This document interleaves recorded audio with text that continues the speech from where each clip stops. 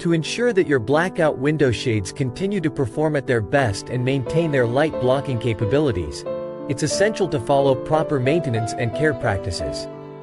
Here are some tips to keep in mind. Regular cleaning. Gently wipe down the shades with a soft, damp cloth or use a vacuum cleaner with a soft brush attachment to remove any dust or dirt buildup. Avoid harsh chemicals.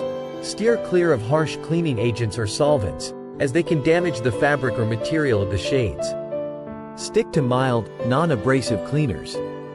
Proper storage. If you need to remove the shades for any reason, be sure to store them in a cool, dry place, away from direct sunlight or moisture. Lubricate moving parts.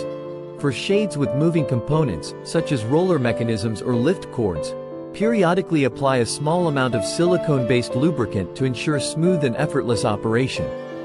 Inspect for wear and tear.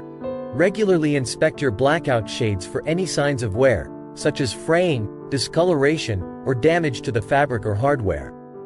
Address any issues promptly to maintain their effectiveness and longevity.